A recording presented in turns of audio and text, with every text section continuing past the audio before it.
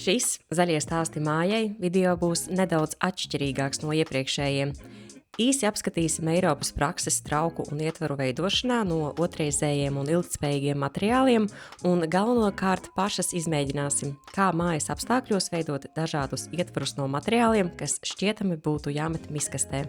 Apvienotās Karalistes uzņēmums Reconsider no sapresētiem tekstila atkritumiem veido dažādus mājsaimniecībā noderīgus priekšmetus.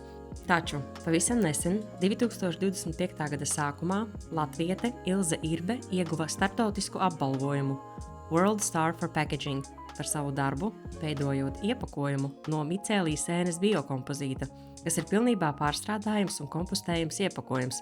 Ir vēl daudz dažādu un vienkāršu veidu, kā mēs paši mājas apstākļos varam pārstrādāt dažādus materiālus. Stikla pudeļu griešana piekopj zero waste principu. Apakšu varam izmantot kā glāzi, bet augša veido izcilu, gaumīgu un neparastu svečturi. Grieztas, kausētas un aplīmētas stikla pudeles un glāzes, kuras ievietotas no lielveikalu reklāmas papīra pītos groziņos. Pateicoties šī papīra biezajai struktūrai, no tā veidotie pinumi kalpo ilgi un stingri. Slīpēti, urpti un dabīgi lakoti koka atgriezumu svečturi, kuri apstrādāti, lai sveces liesma nenodarītu tam ļaunu. No auduma atgriezumiem tamborēti groziņi. Noderēs gan ikdienas sīkumiem, un arī visam pārējiem. Tad par to pārstrādi mājās.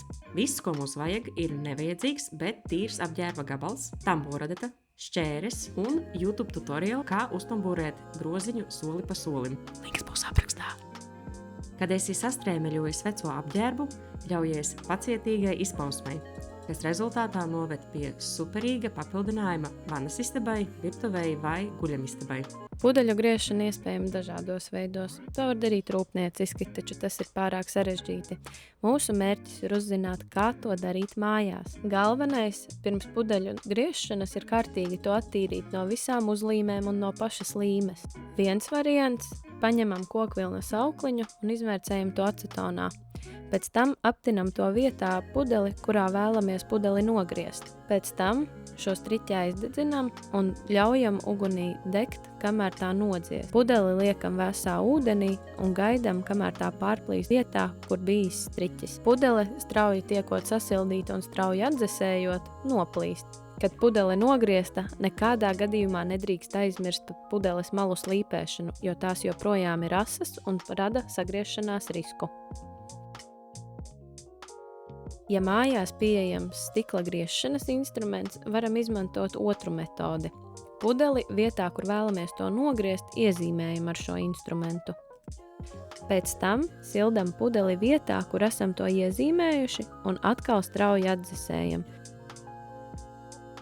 Šo procesu atkārtojot vairākas reizes, pudele pārplīsīs vietā, kur esam to iezīmējuši.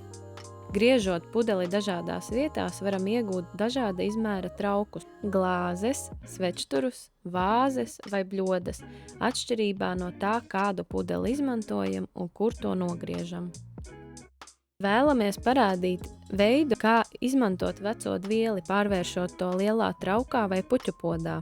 Dvieli samērcējam un ieliekam to cementa maisījumā. Pēc tam, liekot to uz veidnes, kārtīgi to iepozicionējam un noklājam ar cementa masu arī no ārpuses. Ļaujam cementam sacietēt, līdz ko apgriezīsim puķupodu otrādi, tas būs pilnībā sacietējis un saglabās savu formu. Tādā veidā varam veidot dažāda izmēra traukus.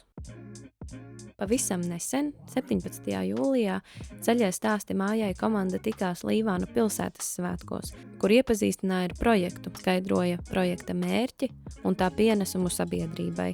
Taču pavisam drīz tiekamies Bolderājā, Rīgā, 7. augustā 4:00, kur svinēsim dārza svētkus jauniešiem.